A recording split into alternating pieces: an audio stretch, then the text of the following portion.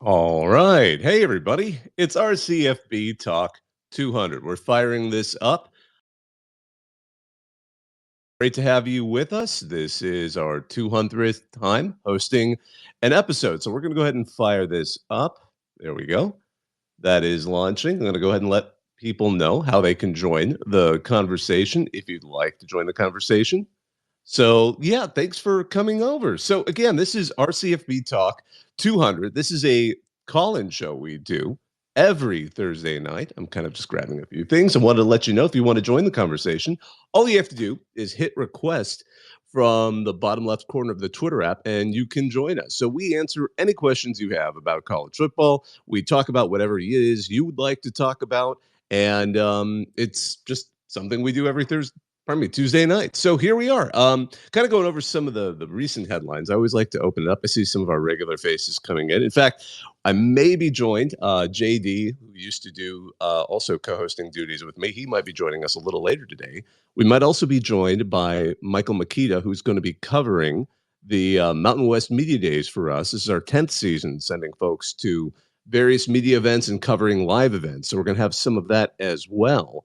So we'll hopefully have both of them on this evening as well as we get things rolling here. One thing I just wanted to mention, because again, it's so silly. I don't know if he had planned this or if he just changed his opinion, but Arch Manning has decided to be part of NCAA football. So he's announced he's going to be part of the EA Sports game. I guess he needed a few months to put together a video to talk about being part of it. But before we get started, actually, I'd like to just dive into our first caller. So let's see. Ski Mask Smurfy, how you doing tonight? I'm doing pretty great, except you just stole my leading topic. It's it's the most hilarious thing because it was like he he came out with like this hard line stance, like I'm here to focus on football, yada yada yada. And he's asked about it, every Hmm. couple of weeks, and then out of nowhere, a full-fledged commercial. Like this isn't just like, hey Instagram, hey Twitter, I'm in the game. It's like no, it's like a full-on rehearsed commercial with the full-on graphics. So like, here's how to buy the game, here's some packages and stuff at the end. It's it's I mean, it should be a non-story, but it's just funny. Yeah, I remember it would seem kind of silly because people were having fun with that idea. Like, could you just make his person up? And apparently, EA retorted that they're going to block you from being able to create him if he's not in the game. But now he is. So here we go. I mean, it'll just add to that legacy, I guess. I don't get it. I mean, I love it. People love the game, and people are very hyped about the game, and they've done a lot to make people really talk about it with some of those kind of questionable lists. I still love seeing Colorado in the power rankings and seeing USC in the defensive rankings, preseason. But it is what it is, and certainly I don't know if this was something they had planned, but it keeps people talking about the game. I hope it sells as well as they're hoping. And we'll see where that Yeah, goes.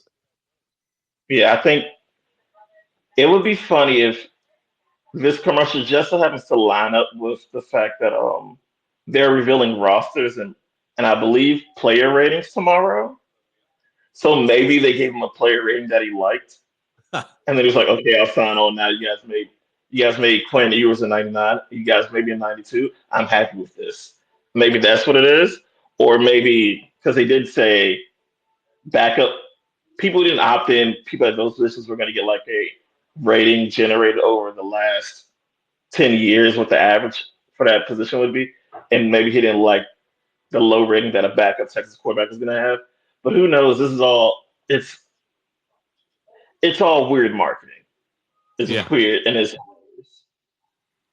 I'm just looking forward to seeing if we get any more players who are kind of like either surprised or annoyed, or maybe pleasantly surprised by their player ratings when they come out. Hopefully, we'll see some of that. Still, my favorite moment was that Texas State player who saw himself used as an example of, your starter is injured. Would you like to substitute in player B? And player B, who is a real person, saw his rating was like 59 or something. it Um, was it was very real. I would oh be man. upset as well. They It's funny that EA actually has a history of this because I think it started in like Madden '05 or '06, where like the lowest rated player in the game was a 39. And he was like a Pro Bowl long snapper, and he like wrote in like a whole letter to Yeah. Madden. It's we're I getting remember we're that. getting I remember into it was a long snapper, and he was just kind of like doing demonstrations of his athletic ability to show that he isn't that he's like helpless, right? Oh my goodness. yeah. Another light story that kind of came out today. Joe Tessitore is going to be joining the WWE. He's still going to be calling college football, but they're putting him, I guess, on that particular circuit. And they've tried it before, and people are pointing out the WWE has tried to bring in non football, probably non pro wrestling commentators. Although, of course, quite a few of those guys used to play college football at one point or another, right? But I was thinking they should do it the other way. They should have a game like make it midweek action and just put somebody like get Jesse Ventura out of retirement, get a couple of guys who do and some of that WWE broadcasting or NWA or whatever the current organizations are. I admit I'm a little out of it on this. I was a WWF fan in the '80s, so I have fond memories of seeing Andre the Giant come to dark. I guess I call it a dark show. So it wasn't actually broadcast when it came to Bakersfield because I grew up in the armpit of the state, so we never got the flashy ones. We got the off-market kind of stuff. But Coco Beware, the Bushwhackers, Macho Man, all those guys, half of which are dead. But that's a whole other story. But yeah, no, I'd love to hear some of them try and commentate a midweek action game because I mean, no one remembers this because they purposely hit it on the least watched Mac game that was going on in 2016, election night. Everyone was paying attention to election night. No one paid attention to the fact that they try to have a boxing commentator do a Mac game. Was it Teddy Atlas? But I forgot. But they had him do it. They paired him up with Desmond Howard, who is also kind of new to being a broad. Now he does broadcast more often, but he was also pretty green at doing commentary during a game, and it was one of the most bizarre Mac games that they've ever broadcast on ESPN. So I'd love to see them try and bring some interesting people just to mix it up. Why not? It's Maction. We all love it. If you're watching that kind of game, you're going to watch that kind of game anyway. So why not make it a little bit interesting? Skip, you wanted to add something to that one? Yeah, well, all these weird mixes, and you are right.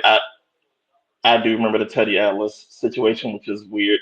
But right now, like the most requested crossover with sports commentary just so happens to be for college football with everyone requesting that they should put the Inside the NBA crew, Oh yeah. specifically Charles Barkley, on college football games and like replace college game day or big noon Saturday.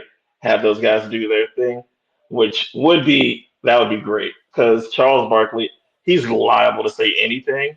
And knowing that they could possibly put him on a game with some very small town, he's going to let something fly. We already know how he feels about the beaches of Galveston and the women of San Antonio in Texas. So whatever he could come up with, it would immediately be gold, and he's automatically worth 10 times what anybody else's contract would be worth. I mean, they got to put him on a UTSA game. They got to put him on a UTSA game. I don't even know how that would go. I don't know if they would be allowed to do it, but I would love to hear Barkley call, to hear about his opinions on San Antonio. Yeah, if you've ever heard him talk about it. And I mean, the thing is, TNT, of course, are getting a couple of those first round games. The way it kind of, when ESPN grabbed the broadcast rights to the 12-team playoff and all of it, because no one else had bid on it, the idea was they would have that option to kind of sublease some of these or sublet some of these other broadcasts, and that's what ended up happening. Their TNT is going to be covering some of those smaller, probably those first round games, not smaller games, goodness, but that would be great. I'd love to see what they come up with for those, especially since those games, some of them are going to be competing against some pretty tough competition with the NFL and all of that. One other, just as kind of another really funny story that kind of came up. I was every week before we start this show, I like to kind of go through what some of the smaller topics that appeared on Reddit are, only because RCFB, you always see some smaller stories that don't really make it. One of the better ones, and this is one that's coming from FCS. It is that Charleston Southern and the Citadel. So both of them are, if you've ever been to the city of Charleston, they're both, well, the Citadel's in Charleston. Charleston Southern is actually kind of north Charleston, but it's still close. It's still in the city for all intents and purposes. They have announced the Low Country Boil Bowl. Now, I want to be clear. Apparently, and I've been to Charleston, but I never really picked up on the accent. The joke, which a lot of people from South Carolina are saying, is boil bowl. Apparently, those two words sound very similar in the accent.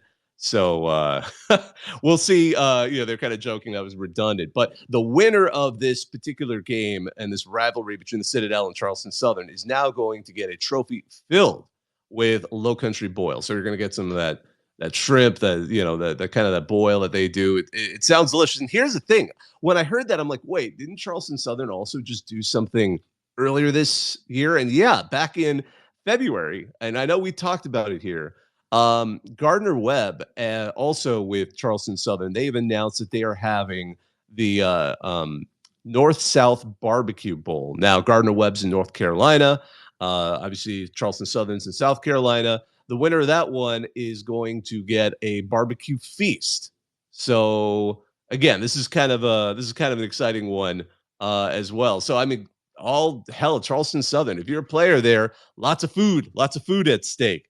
I'm loving this. I hope more schools have some fun with that rather than some really dumb trophy that we've seen before. I just let up Michael Mikita. He's one of our guys. He's going to be covering the Mountain West Media Days in Vegas starting this week. I know you're heading up there. You had to pulled over to really quickly chat with us. How are you doing? And mute is in the bottom left of the Twitter app. Hopefully we can get you speaking. I know we just let you up here. We'll make that work. That's not an issue. Actually, one other thing I wanted to mention as Michael is trying to kind of connect with us here and unmute. Boise State. So the Mountain West, this is kind of funny. They've been hosting it the past 2 years at the Circa Hotel, which is a newer hotel in downtown Vegas near now they call it the Fremont Street Experience. I'm old enough to remember when it wasn't you could actually drive down it. So in Fremont Street. And the problem with that hotel, I've heard lots of good things about it. It's got a really amazing pool deck way on the top with just an enormous screen, like Jumbotron with every sport you could ever want to watch. It's like the biggest outdoor sports book or something like that. The thing is, the whole property is 21 and over. Now you're having all these college football players come.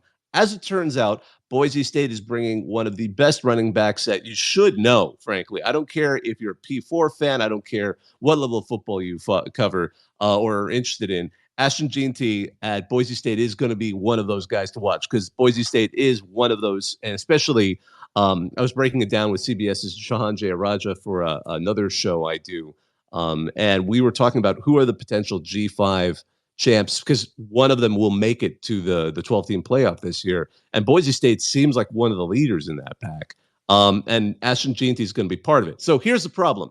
He's under 21, so he can't actually go into the hotel where they're having the media day. So they are going to be doing a couple of things. They're going to be having him for Mountain West Media Day. They're going to be going to the Golden Gate Casino, which is not far away. But then apparently, and this is something Sean told me, because he's actually covering Big 12 Media Day right now in the Bellagio. Apparently, they're just going to kind of bring him over there, too, and have him walk around. So I think this is hilarious. I don't know if we've ever had a situation where an entire, where a player just couldn't go into the place they're having it. Maybe there've been some incidents in old SEC era where somebody was having an open, some of the craziness where people would try to sue each other and you didn't want to go there. People were skipping out on things so they wouldn't get served. But this is a whole other kettle of fish, and it's silly and it's funny, and it's what makes college football great. Looks like Michael was able to solve whatever's going on there. Cool. Were you able to? Oh, there you are. Hey, how are you doing? Good evening. How are you tonight? I'm great. Thanks for taking a second on your drive. I know it's a long drive. How's it been going? Oh, it's delightful. I'm really excited. Really excited to be a part of this. Tomorrow and the next day, there's 2 different media events happening here in Las Vegas. So the first tomorrow morning will be the players and the commissioner for the Mountain West will be the Mountain West commissioner will be speaking tomorrow morning and opening up to questions. And then all of the players, all 12 teams in the Mountain West will send 2 players, and it's always kind of a funny strategy about which coaches take which players.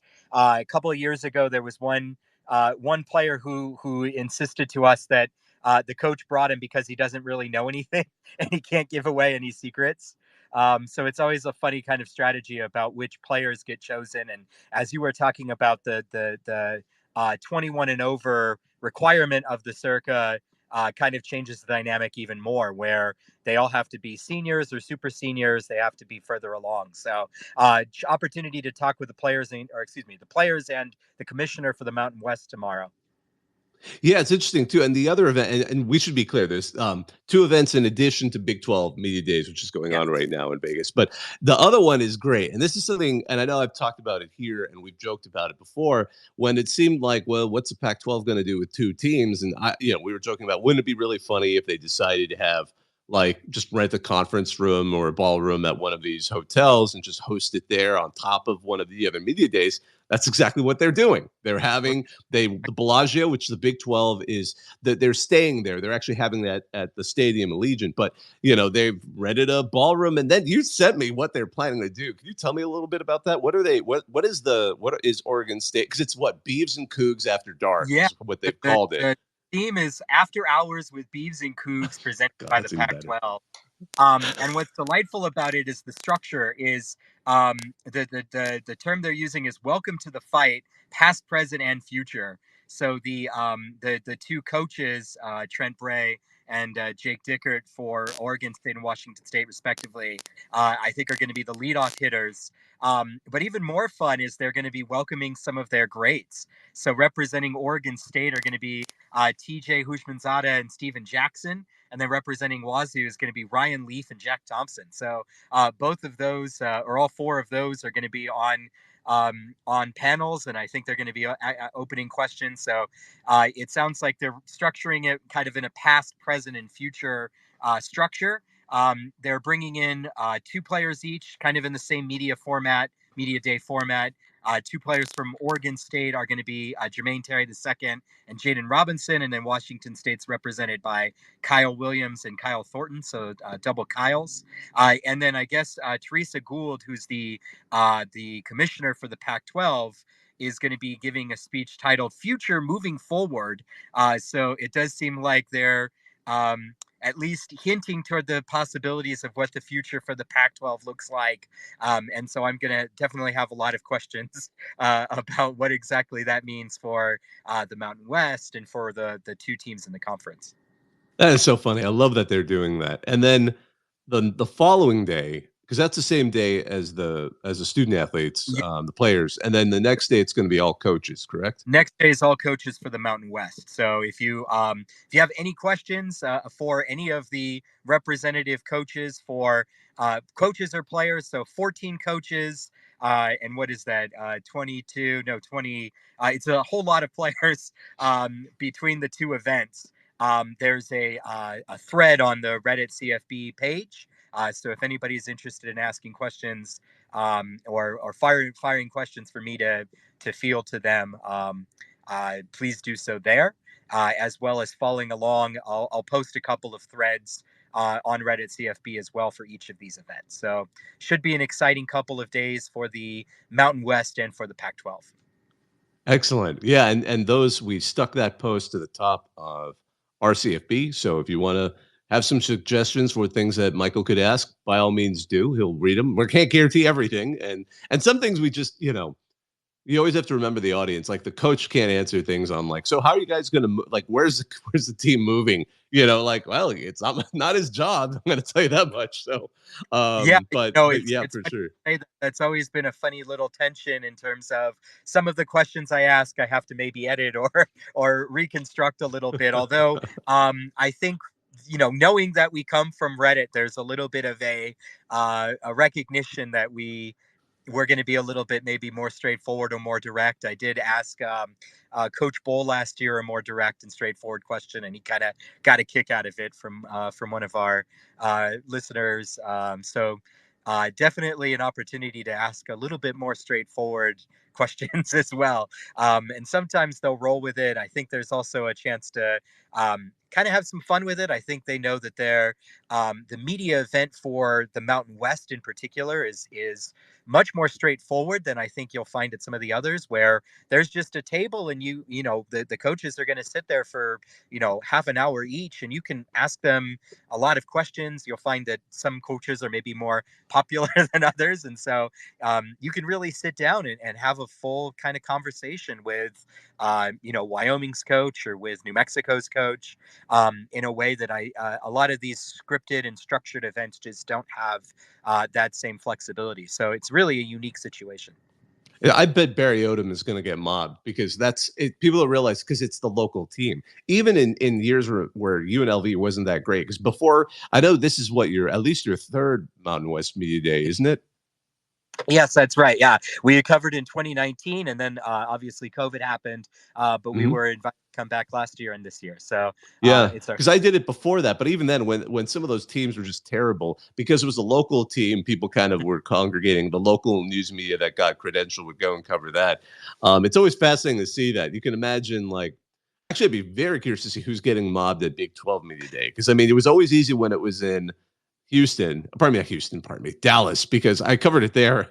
And yeah, everyone just wanted to talk to Texas. That was always how it was. And now, of course, Texas is no longer there. So I'd be curious about that. But it's going to be interesting to see how this goes. So many good stories in the Mountain West. I mean, have they released the preseason poll at all for who's ranked where? No, I think that should be coming out tomorrow. I haven't seen it if it has. Yeah, I expect we'll see probably Boise State at the top, maybe Fresno State in there somewhere. UNLV will probably be pretty high.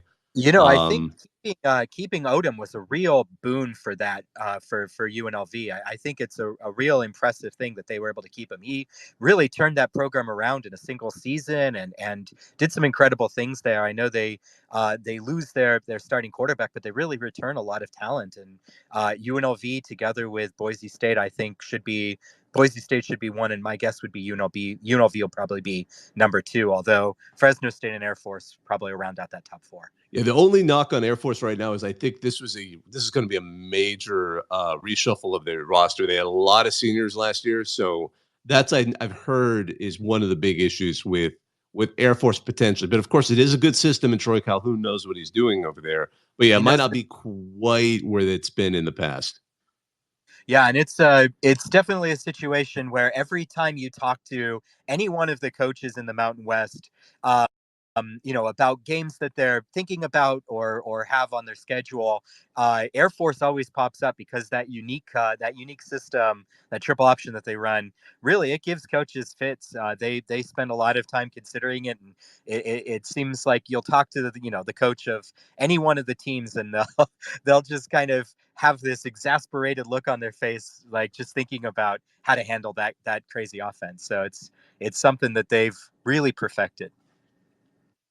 It's so funny. I just looked at the notes I had from actually a G5 show I had done for the podcast I do, and yeah, Air Force was last of 134 FBS teams in returning productivity. So we'll see how they do. I mean, and also I threw out my chaos agent could be Colorado State, only because Jay Norvell seems like he's getting them going. Last season's game with with Colorado was so dang close. And this year, by the way, for those who don't know, because they're keeping the Rocky Mountain Showdown, so Colorado is going to be playing Colorado State again. Except this is going to be the first time since '96 that Colorado State is going to be hosting Colorado in Fort Collins. Because for a whole while they were playing it at Mile High Stadium in Denver, and then when obviously they were playing it in Boulder, but now this is going to be the first time since '96 it's going to be Fort Collins, and they have a much better stadium now than they did back then. So that'll be interesting. Yeah, and it's a real boon for them to have to be hosting that game. I think they're really excited about it, and they have a really good offense. Troy Horton, their wide receiver, is exceptional, and they lost a few games by just under 5 points. I think they lost 5 games by 5 points or fewer. So they had one of those a lot of games that could have gone either way for them last year. So they're absolutely going to be in the hunt. And they duck Boise. They duck Boise and UNLV in their regular schedule, so that good. Makes a huge difference. Yeah, staying with the Mountain West for a minute, San Diego State with head coach Sean Lewis. They've really had a real successful year with the transfer portal. They've brought in a lot of talent, and so they're another team that maybe underperformed last year. They've got a new head coach, and they're a team also in a new stadium, a really exciting environment there. So I think they're another team to really look out for in that Mountain West. Absolutely. And then for those who are listening, so again, if you're joining us, Michael is going to be covering the Mountain West Media Day as well as the Pac-12 event, Beavs and Cougs After Hours, which is the official title, presented by the Pac-12. He's going to be covering those for us. You'll see some of his posts, his threads that he's going to put up on Reddit, and he'll also occasionally be tweeting from our main account here at Reddit CFB. So I just want to let everyone know to look out for that. We're really happy to have him heading out there. It's great. I love media days are fun. They're silly fun because, anyone who's covered on will tell you realize that everyone's just kind of telling you their hopes and dreams. Not really what could, everyone, and it's fun. You get addicted to the energy of it all. But you can see why people want to play for coaches, and then the season happens and you're kind of like, ooh, right. I forgot what team you were, but hey, Waterboy, I see you're up here now as well. Good. How are you? I just wanted to kind of add on to what Mike said there about San Diego State. Their over-under, since Mike is in Vegas, is 5.5. I highly recommend betting the over. I do believe they'll be bowl eligible.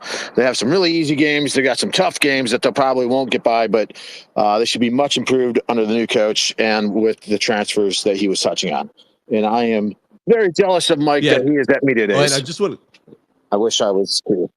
And I was going to say, too, because I want to say, for those who don't know, the Waterboy has also covered Mountain West and Pac-12 media days for us. And each of them have covered a Rose Bowl for us. The Waterboy was at, of course, the Fiesta Bowl a couple seasons ago.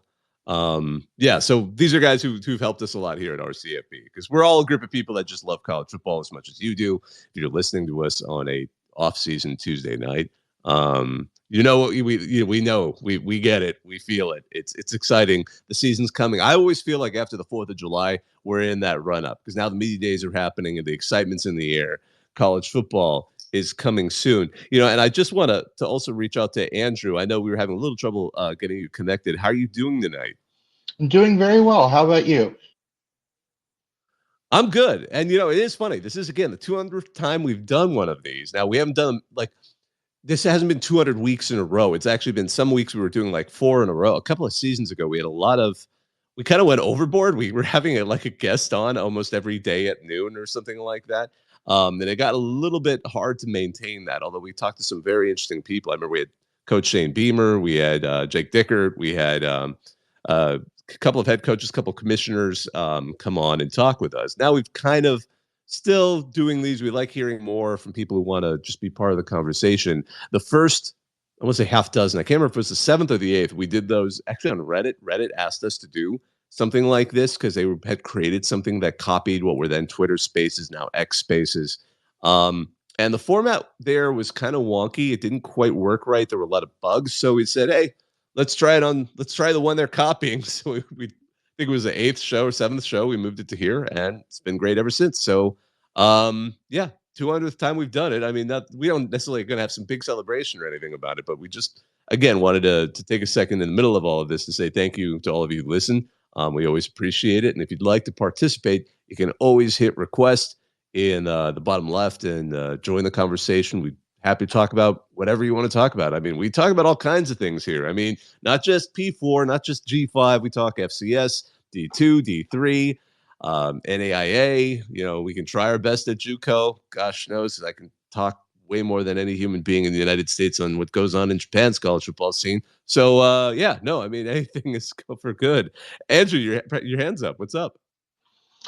I guess I know we touched on it briefly at the beginning, but I guess I wanted to, since we're kind of in the doldrums of the season, but we are, I think, about a week away or so from the release of College Football 25.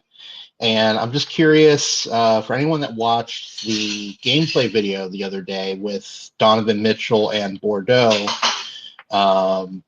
what did you all think about it? Does that allay any fears of yours, or what does that make you thinking going into this game? Go ahead, Ski Mask. Well, I would say watching the gameplay video and then also knowing that this iteration of the game, this year's game, and probably future iterations would not be made for Xbox One or PS4. That combination gives very good hope. And I would say if you have not seen the gameplay deep dive, they called it, that video, you should probably watch that and also watch Bordeaux's video, who's the gamer who's sitting across from Donovan Edwards in the video, who's down at their studios, because his video is recorded a little bit better quality. You can see some of the aspects of the gameplay that make the game, unlike Madden has been over the past years, a little bit less on rails, where animations sort of dominate what happens, and that outside of your skill range, you can just get locked in a bad animation. And this, everything sort of looks a lot more smoother, more fluid, and you have way more control of what your player does. And then I would say probably the biggest highlight will probably be this particular pass that it would have been when Bordeaux was controlling Texas, and he threw a pass to the left side of the field, and it landed perfectly in the pocket where above a defender would actually be able to put his hand on it, which typically in the Madden games, if that throw would be like a pick 100% of the time. So right now the game looks extremely awesome. Today was the release of their Ultimate Team deep dive, and most fans of these games aren't very nice to Ultimate Team and its predatory tactics. But I understand companies have to make money, but a good amount of the fan base doesn't like it. Yeah, for those of us who are old like me and maybe are not going to buy the game, what is an Ultimate Team? Why is that controversial? So Ultimate Team is basically you get a set of, you create your own team basically. You get quote unquote trading cards. So you get to craft your own roster, and it's usually like I'll use MLB The Show as an example because that's a game that I play. You open these like packs basically. They're almost like trading card packs, and so you open those. You get these special cards. You also can the reason why it's so unsavory and people that don't like it is because it's microtransactions galore. You have to buy these packs. You have to pay money to get these packs, or you can earn them. Earn them. It's just if you want to be good and play online, you're gonna spend all of the money to make your team better. And like Ski Mask said, that's how companies are making their money these days. I mean, even the Star Wars Battlefront had that, and that garnered a lot of controversy. I know that NCAA 14 had Ultimate Team, but that was in the very, very beginning of the whole Ultimate Team thing, so it wasn't nearly as ubiquitous as it is now. And it was the Ultimate Team setup was very different back then, and NCAA, Madden, FIFA, and even MLB The Show. It's a lot different now. I would say comparatively, MLB The Show is a little bit less predatory in that if you spent all Saturday and Sunday of your weekend playing MLB The Show and grinding, you can have a very competitive team. Madden and EA made it so they saw how much money was coming in. They just said, "Yeah, we're just gonna get rid of you being able to make a good team without money." And it's they locked it in pretty hardcore. It's their main game mode, and it's the way they stagger things along. It's like a little gambling arena, and I believe, from lawsuits waged out of Belgium and a few other EU countries, they are now required to show you exactly the percentage chances you are of getting a card of a certain overall grade. But even then, you can go online and watch YouTube videos of guys. Their whole operation is just showing you how much they can buy. And then people such as Mutt Leaks and others online have gone inside the gaming code and figured out that basically for YouTubers, they sway their odds to be a lot more likely for the better cards. It's a adaptive system. It's called I believe DDA, dynamic difficulty adapting, which with the game after a certain amount of time they're trying to encourage you to buy more. It's I don't want to get too deep in the weeds because this is not a tech podcast, but yeah, it's Ultimate Team is it's a line in the sand amongst a lot of the gaming community. Whew. Man, it makes me glad I'm kind of on the side. I used to be an avid gamer. I absolutely was. I have a lot of 8-bit, 16-bit, some older systems and things like that. But I'm kind of glad I jumped off the wagon when I did, because some of this stuff sounds amazingly complex, and I'm just trying to keep my kids from doing something stupid. I'm at that stage now. I've got a 12-year-old and a 10-year-old. I'm like, it's cool. You like to play Roblox. I guess that's what they call it. They love Roblox. All I ever hear is Roblox. And honest to goodness, I try to remember what I was like as a kid, and I can't remember. But I want to move on to a slightly football, more tangible, like analog football. One of the quotes that came out in this, and it must have been at the media day, because again, Big 12 media day, their first big week was was today, but probably the first day was this past day. So some of the headlines coming out of it, Kyle Whittingham, who is entering his 20th season as Utah's head coach, he was asked to talk about Utah. Apparently, they have a non-conference game with Miami scheduled for 2027, so a couple seasons from now. And his quote was, "I probably won't be sitting here in this head coaching chair." And some people were kind of a little sad to hear it. Now, of course, many of you may have heard last week, or might have been couple of weeks ago, they announced Morgan Scalley, who is a defensive coordinator. He is going to be their head coach in waiting. And now there's a little bit of spice to that, only because some may remember in 2020 he got in some trouble and was suspended because he had used a racial slur talking to recruits in 2013. And then they dialed him back a little bit. They punished him. They took away some of his, I believe they reduced his pay, but it looks like he's worked his way back into the good graces. He's been there for a long time, working with Kyle Whittingham. So he is the head coach in waiting. Now, I will caution, sometimes there's been head coaches in waiting who just don't end up taking the job. They take a job elsewhere. Or they get to be the head coach in waiting, and they kind of maybe not do the best as head coach, and sometimes they do quite well. There's been a few of those as well. There's been a good mix of it, but again, it's definitely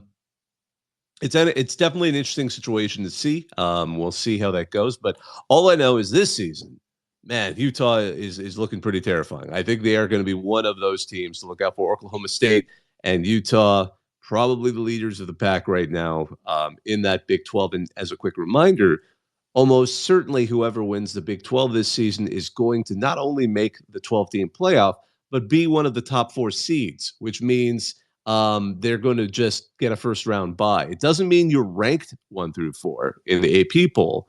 It means you're one of the top 4 champions, conference champions. Now, in a blue moon, you could have a season where one of these conferences, one of the P4, just has a terrible season, and the winning team ends up being ranked a little bit lower than the highest ranked, like a Cincinnati several years ago, G5 team, in which case that would be the team that gets the bye.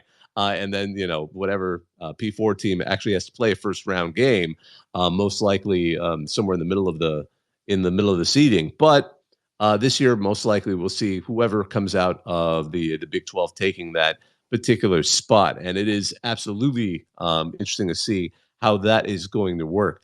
Another couple of interesting quotes that came out of Big 12 Media Days. I know Shahan Jayaraja, who again, he's down. I've been teasing him all week. This is the first time he's ever been to Vegas. I can't even believe that to me because I grew up 4 hours away from Vegas. So to me, that's like saying you never went out to your cabin in your entire life. I've been teasing him because he also arrived on like the hottest, like Sunday. I don't know if you guys saw this. Sunday, it hit 120 degrees on the strip, which is the highest it's ever been, which is insane because Vegas is a hot place. Let me just tell you that. So we've been teasing him about that, but I was looking at some of the quotes he's been generating on there because he's been diligently covering it for CBS Sports. Brett Yormark said he's looking to have a partnership with the Las Vegas Bowl, which makes sense. The Las Vegas Bowl for many years was kind of a lower tier bowl that was stuck way out at Sam Boyd Stadium, UNLV's old stadium, which is kind of on the outskirts of Vegas. But with Allegiant, suddenly that game absolutely made sense to up its ante. So it was briefly a Pac-12 SEC matchup. But now, of course, Pac-12 is not there. Big 12 is trying to make their move to lock in that spot.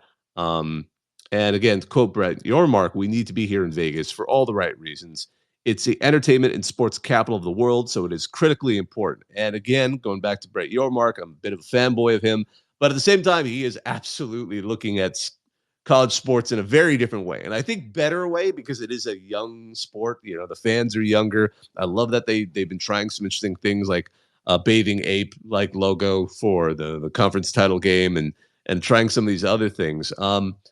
Another thing they're trying to do, though, he's also really into the idea of business and marketing and corporate tie-ins because, again, he used to be he was at NASCAR when they changed the name of it from the Winston Cup to the Nextel Cup. He was at the Brooklyn Nets when they were able to name the Barclays Center and some other venues there. So he's been a part of that for a long time.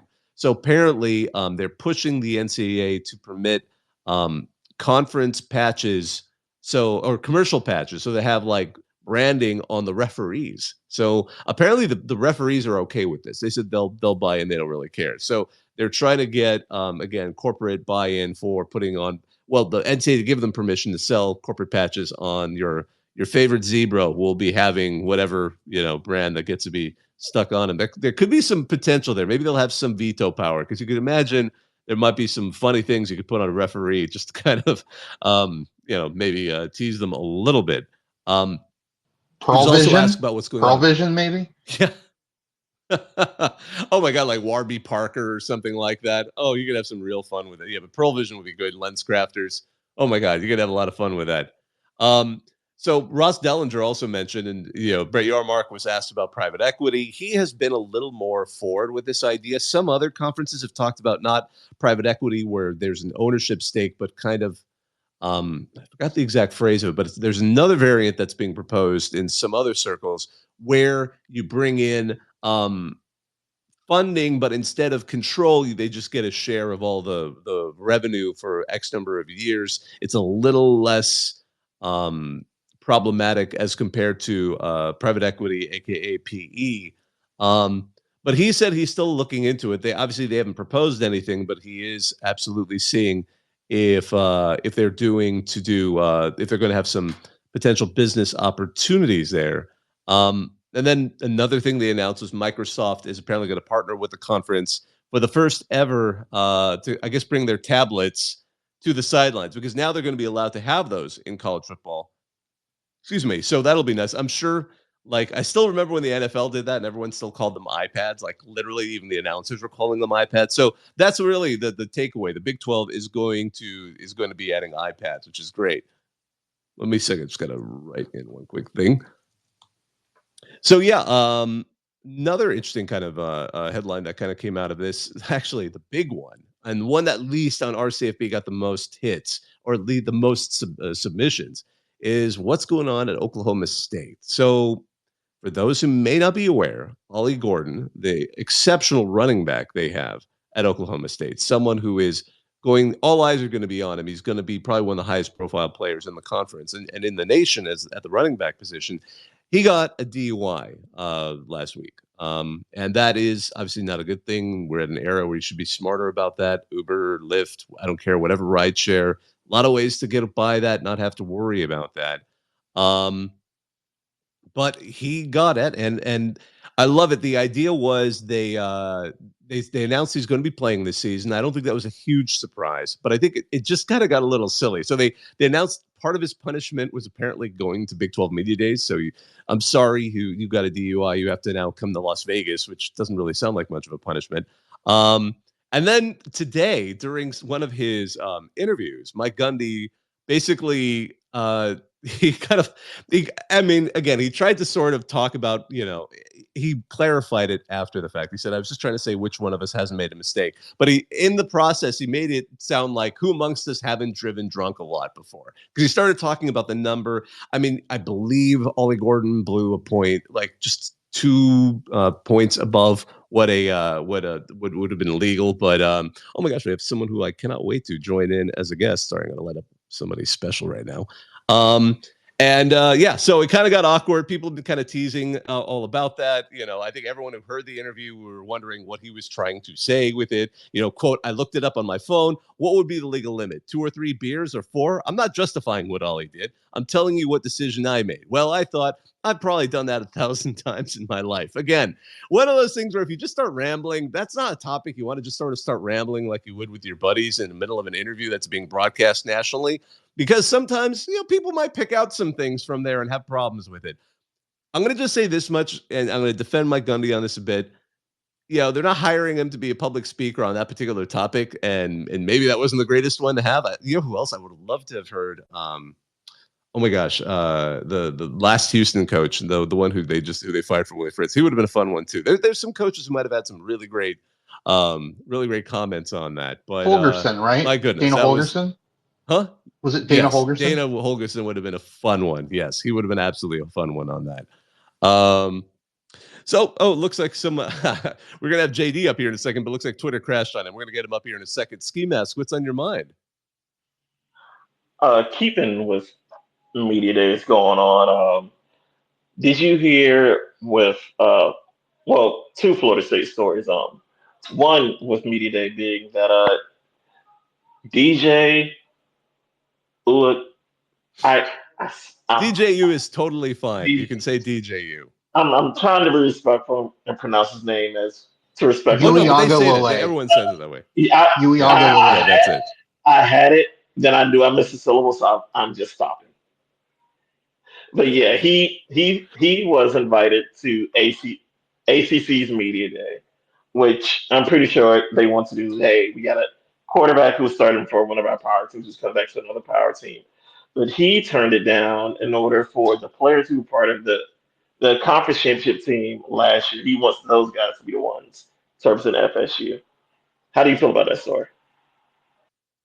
I'm going to be honest with that. I think he should have still gone because you want the most high profile players to be there. Now, I know this is his first season there, but he's going to be the quarterback. So, he is part of that story. Now, don't get me wrong. I think it does certainly help, especially since it's his 3rd team, to win some approval from the existing squad there. Because obviously they lost a lot of talent at the end of this last season. But, I get both arguments on it, but I thought he should have gone there. But again, if he doesn't want to do it for that reason, I'm not going to necessarily totally blame him. And on that note, I just want to say, Nico Iamaleava, I finally got the Tennessee quarterback name down. I think pretty okay. That's the other one out there that I'm just kind of like, I kept seeing it and then my brain would just stop working. But before I forget, I know we were waiting. I've been seeing, we tried to get him up here a few times. JD, how are you doing, my man?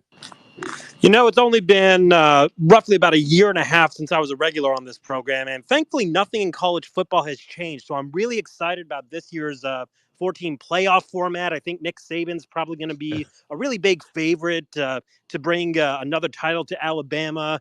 Just really excited for this upcoming football season, and surely TCU is still good, right? Yeah. Oh, yeah. It's been great. No, nothing changed. It's been a smooth transition since you went to that coma. But I still can't believe that this thing has gone on for 200 episodes. That to me is the funniest thing. Because I remember the way you phrased it. The first time we started this, You said this is either going to go really good or be a complete disaster. As it turns out, it was somewhere in between. But it kept going, and that's the important thing. What is? I have to ask you though. What's been your favorite thing that's happened? In the last couple of years, what are your favorite things? Actually, let me strike that. What are your favorite things heading into this season? I think heading into this season, I think my number one favorite thing is this is going to be a crazy season where I think you can really bet on the field in terms of who might actually end up being the national champion this year. Because one of the things that's really striking to me is this is the first time in a very, very, very long time that we don't have really like a premium type of coach in college football anymore. Nick Saban has retired. Jim Harbaugh went off to the NFL. And right now, you've only got 3 guys who are currently head coaches who have actually won a national championship in their career. And that's Kirby Smart with 2 over at Georgia. You got Dabo Swinney with 2 over at Clemson. And then Mac Brown, who obviously is not the Mac Brown of 2005. Technically, yeah. But that's it. That's literally all of your national championship winning coaches at the 130 plus teams that are in FBS football. You've literally only got 3 who have actually won it all before. The odds that we get a first-time champion this year is actually a lot higher than a lot of people think. Now, whether that's going to be Ryan Day finally getting up and over the hump, whether that's going to be, Dan Lanning finally bringing Oregon into the promised land, Steve Sarkisian at Texas. You've got a lot of really strong possibilities, especially in the 12-team playoff, because no matter what happens, no matter what your regular schedule season is, you're going to have 3 really difficult games to win in order to win a national title.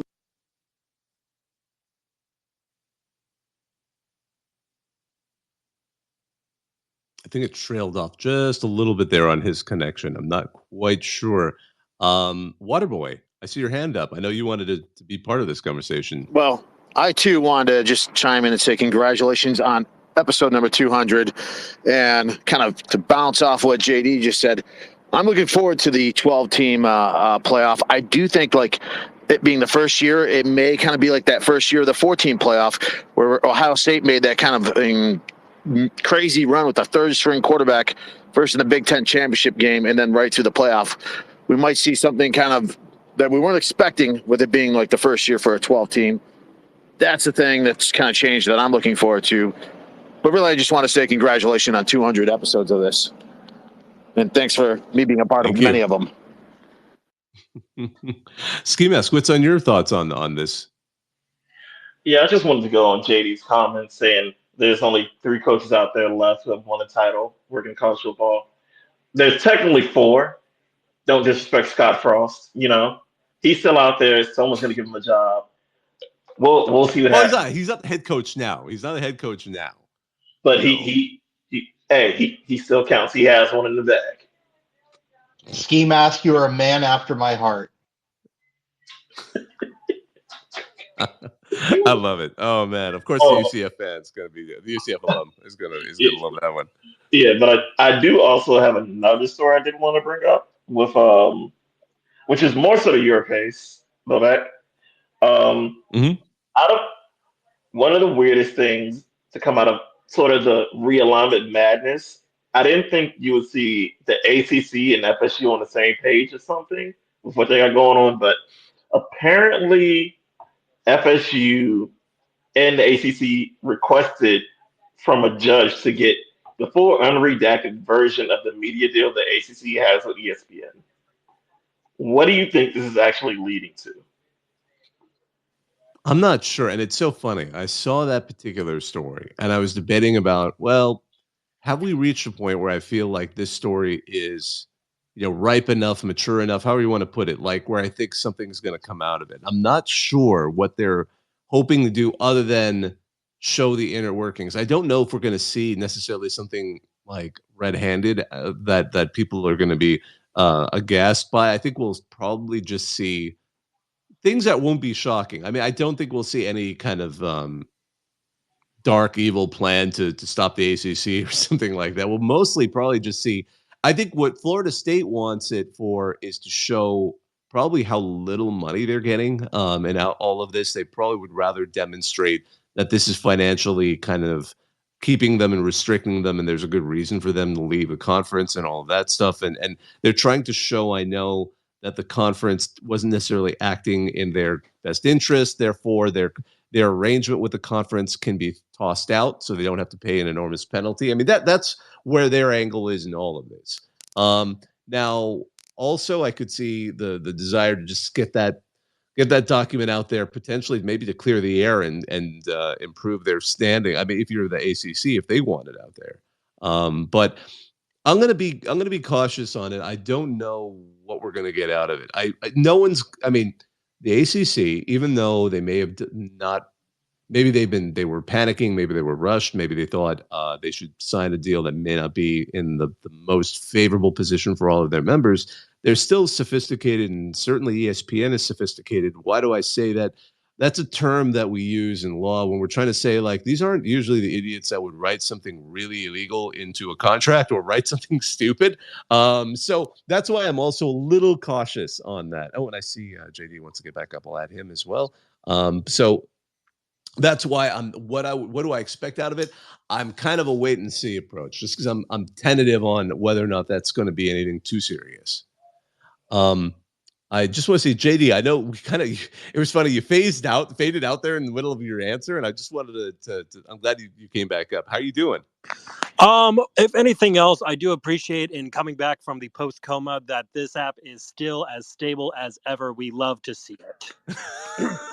But anyway, wherever I was previously, again, I think it literally just comes down to the parity of this season of you don't have a big pool of elite coaches where, these are people who have been there, have won it before, know what it's like to win several big games in a row. And the fact that it's that wide open, I don't necessarily see a Clemson sweeping 3 playoff games this year to win a title. Georgia absolutely could.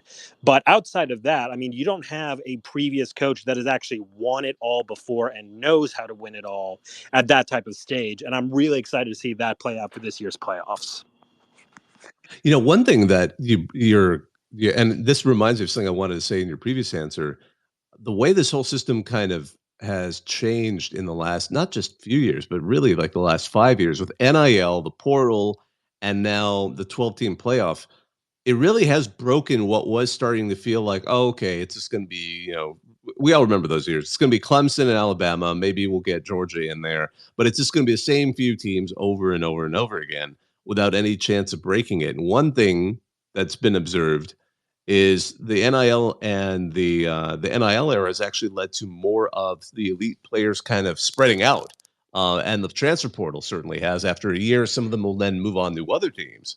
So I think this has been really interesting, and I'm in the same boat. I think I'm cautiously optimistic about where this is going to go. And certainly this season, we're going to get the purest form of it.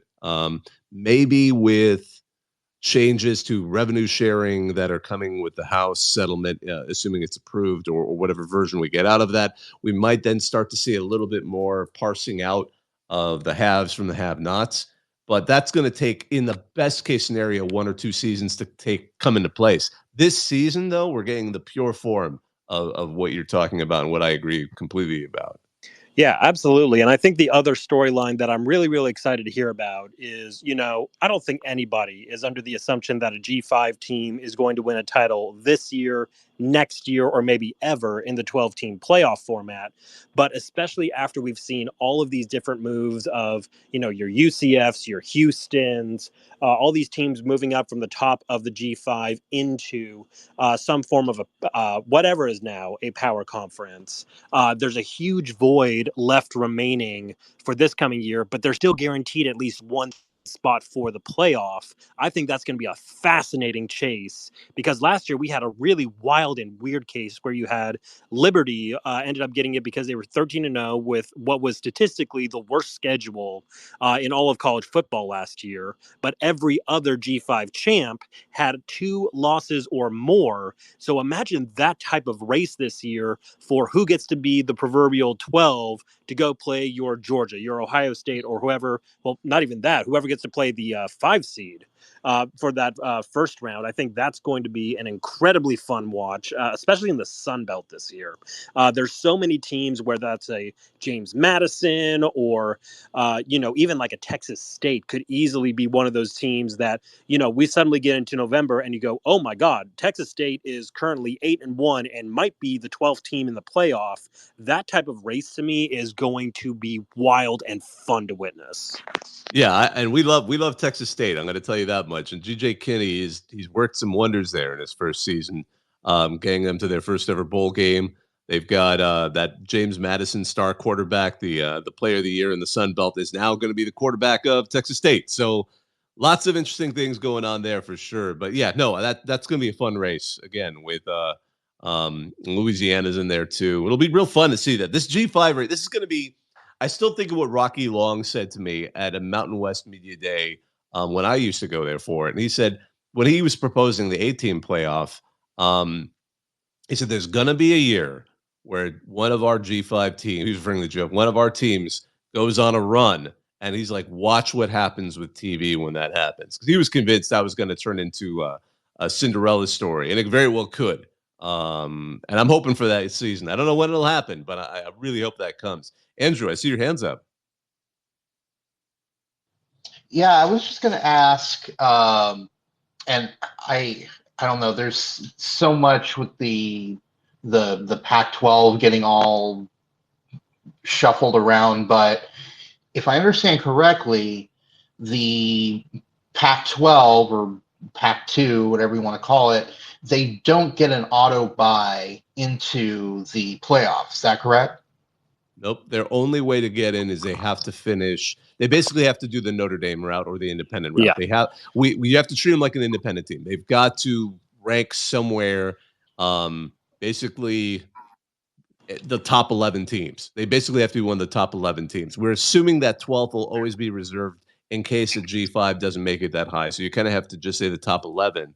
But realistically, and assume that, again, 4 of those top 11 will almost certainly be some of the P4 champs. But yeah, that's basically it. Their only hope is they have to get really high. And to be honest, neither has a particularly wildly strong schedule because a lot of them have now paired up with the Mountain West for most of their schedule. So it's going to be a tough climb for all of them.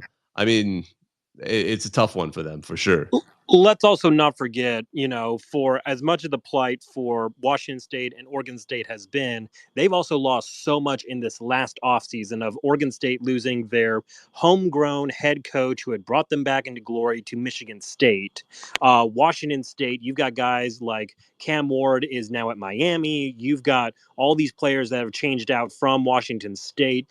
Jake Dickert is a wonderful coach. But even at that same level, the only way that a Wazoo or an Oregon State is going to sniff the playoffs is to run the table. And even then, they're still going to need a little bit of luck because they're not going to get a conference championship game to give them hey, we beat a top 15 opponent to end the season, or any other bump like that any other power champ is going to get, or even a G5 champ, because, I'm looking at opportunities like the American. You have Memphis, which will probably be the favorite out of that.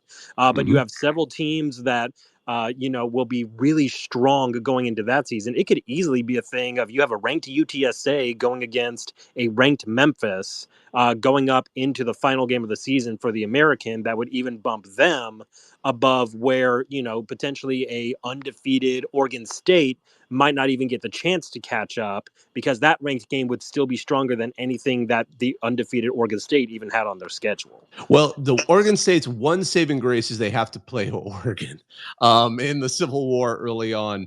So if they manage to pull an upset in Reeser, then certainly they might be in the picture. But yeah, just to even add to, because obviously Cam Ward's at Miami, and now DJU left Oregon State and he's at Florida State. So I agree with you, JD. It's going to be tough sledding for both of these teams. Ski Mask, what did you want to add to this? Yeah, well, still on this one, more so going back to your comment with Rocky Long saying about imagine a Cinderella run.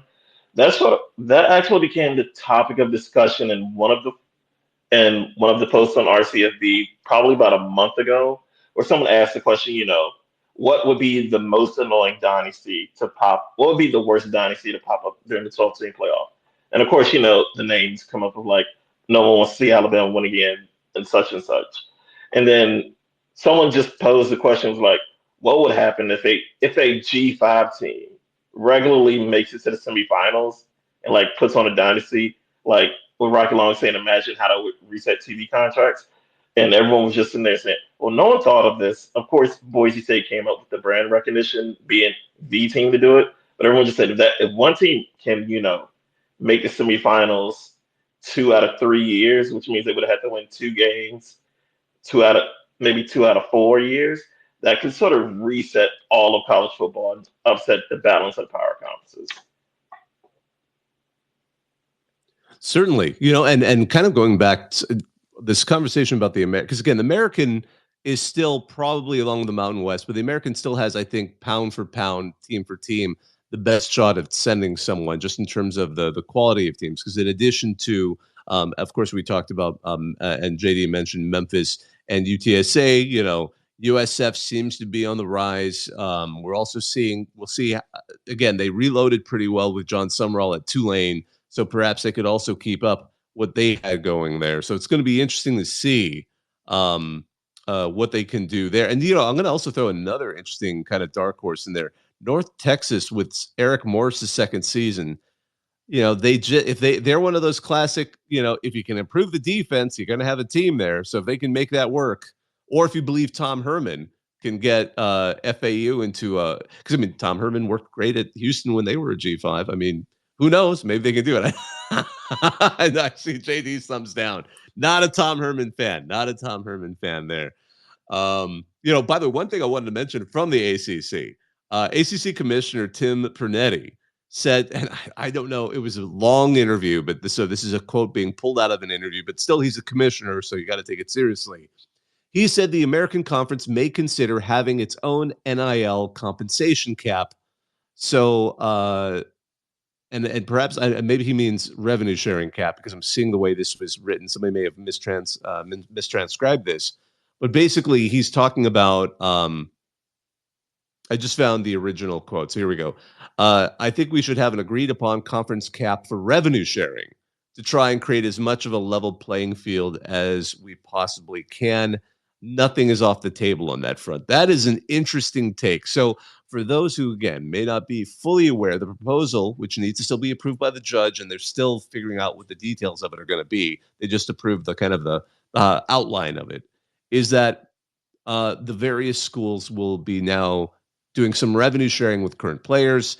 The number is basically up to, I believe, 22 million. That could be then divided among all the players. That is going to be diluted quite a lot when you send it, and they're not entirely sure how Title IX will work into it. There's a lot of questions in all of this. But the idea is, could you then agree to sort of salary cap your conference? Now, needless to say, there are some teams in the American that might benefit from that, but there's some teams in the American that are definitely like, no, absolutely, we don't like that idea. Memphis fans are one of those. USF fans are some of those, especially those schools that may have the financial wherewithal or the FedEx backing to perhaps throw a little bit more money around, because that's one of those things that makes Memphis so interesting right now. They have been able to keep so many of their players because they got that commitment from the FedEx founder, who absolutely backs Memphis and all of this stuff. And Seth Hennigan is their quarterback, so that's one of those names I'd like you all to remember, because Ryan Silverfield is doing some great work over there as coach, and Memphis is going to be in the mix for all of this. I see someone also wants to join the conversation. Damn Strong Football Team. We'll go ahead and let him up here. A couple of other just quick news and notes as I sort of just take us through here. Actually, I think we've hit most of them. One thing I just want to note, it was terrible to see the death of Kyrie Jackson and two of his former high school teammates in what sounds like an accident that may have had some drunk driving involved. Also, and not to say his high school teammates were bad. One of them had played at Penn State and Florida State. The other one had played at Maryland. All three were unfortunately killed in a car accident. Obviously, it's a tragedy for everyone involved, all their families involved. I have extreme sympathy to all of them, but I just wanted to mention that one. Another interesting topic that kind of came up too is FCS versus FBS matchups. There's two games I just want to put on everyone's radar. Everyone wants to talk about North Dakota State versus Colorado because North Dakota State. I'm gonna just say they're not like last generation. They're not your older brothers, North Dakota State. It's still a little bit in between. Ents, their head coach, is now going to be the linebacker coach at USC because USC went bonkers trying to hire every defensive talent they could to turn around what was not a good defense at Troy. But they could do it. The other game I want to caution people about, South Dakota State, the back-to-back national champions that are on like a 23-game winning streak because they went perfect this season, and their only loss last season. The previous season was that opener, which was like a single score game against Iowa, as it turned out. They're playing Oklahoma State to start the season. Now, they don't have the quarterback that was great in leading in those 2 seasons, but that could be another one that could shock people. But, I see a couple hands up, but I'd love to just get a quick I want to just allow Damn Strong Football Team. You've been patient. What's on your mind?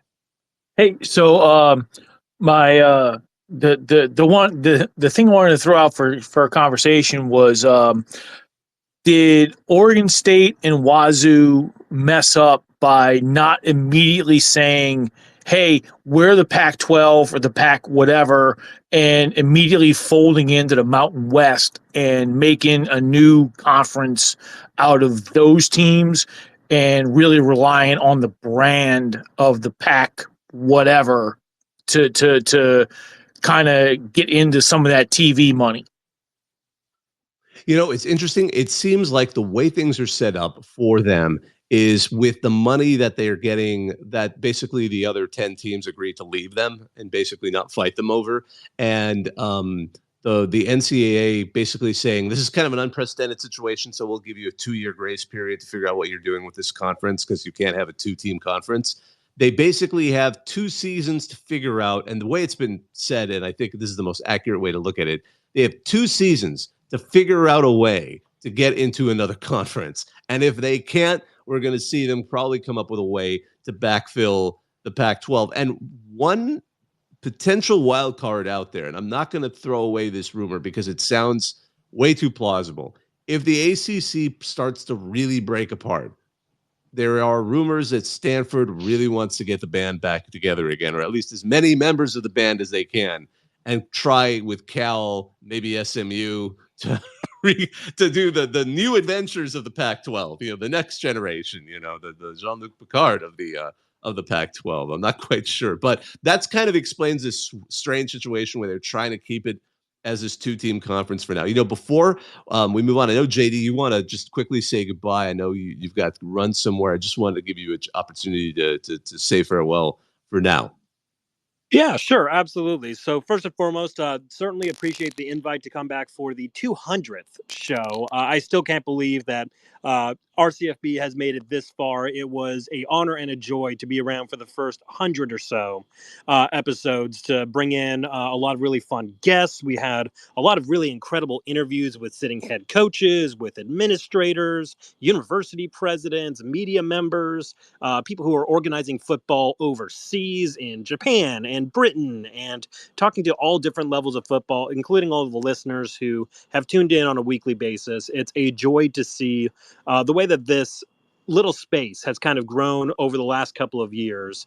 I am always appreciative that I got to be a part of that initial band, and I am delighted to see, even as college football continues to change, Reddit CFB continues to have a wonderful little space for everybody who is intrigued in college football. And I just wanted to thank you and commend you on some of the work that you've done to make sure that that happens. And it's always a joy to be a part of the RCFB team, even if, I've done little things like have a child, take on a new director role, take on grad school, and all these other quote unquote life things that kind of pull me away from this. But it's a joy to come back even for a fleeting moment, because this has brought me a lot of joy. RCFB has been a home on the internet for me for God knows way too long. But I'm delighted to see that, going into year 15 or so, that RCFB has now been around as an entity. It continues to be, I think, the best space on the internet for college football. And I just wanted to express my gratitude to you specifically, Bobak, for helping foster that over these many, many years. No, thank you, JD. For those who don't know, JD has been one person who I trust intrinsically in guiding the ideas that we were kind of throwing around when we were trying to put this together, and some of the things that we do behind the scenes at our CFB. So thanks for JD. It was great having you join us here for 200. But yeah, so just kind of continuing, because we're going to kind of we'll wrap this up. We're not in any major hurry to totally wrap this up just yet. Andrew, what's on? I know you wanted to add something to this. What's on your mind? Well, I didn't necessarily want to add something, but as I was listening, I realized there was a big news story out of Florida. I don't think we've discussed it, but I'm curious to get your take, the audience's take on it.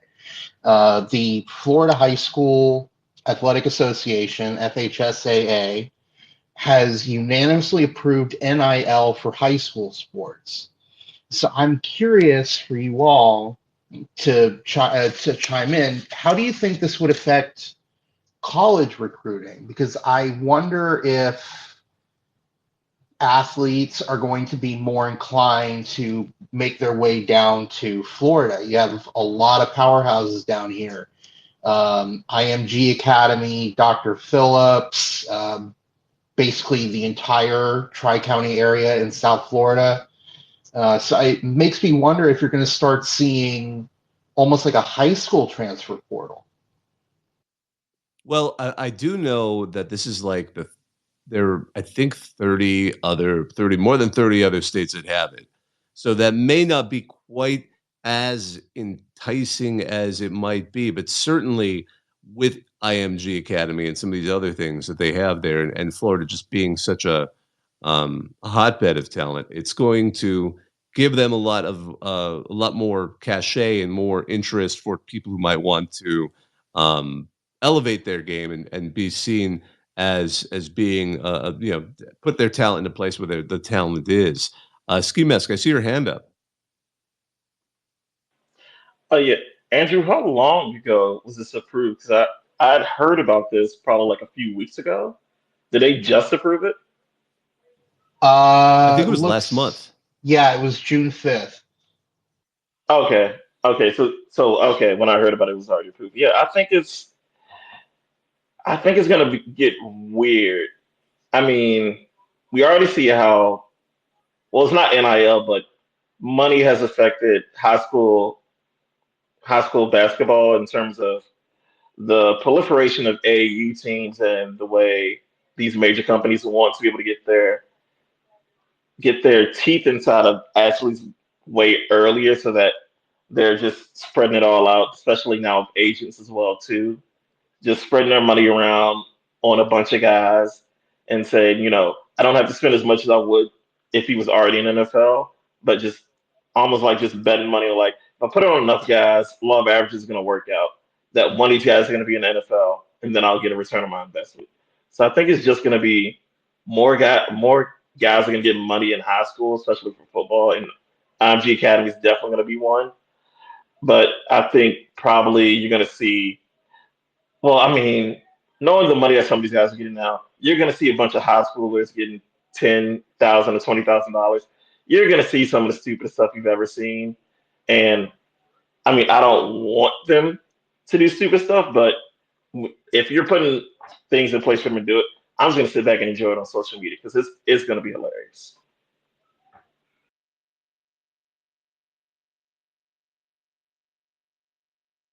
I'm muted. See, that's just one of those things when it gets late at night. Damn strong football team. I saw your hand up. What was on your mind? Yeah, I don't think it's going to be that big a deal at the high school level, outside of like your Arch Mannings at Newman, or like Marshall Faulk going to Catholic of Baton Rouge on a need-based scholarship because they needed a running back. That stuff's kind of always been happening at the high school level. But what's my return on investment if I'm betting on some kid going to a certain high school, and that's going to make the difference between winning a state championship or not? The dudes that are paying money for NIL on the college level, I mean, they got money to spend. The boosters for a high school team, IMG, okay, yeah, whatever. IMG's getting the kids no matter what. But the dudes spending the money on the high school teams, they're there's no the money's just not there. Mm-hmm. Yeah, I think what more people will be, we'll see how it does in terms of enticing people. Maybe if it's being used in the wrong way to sort of entice people to go to a school, but that's we'll see where that goes.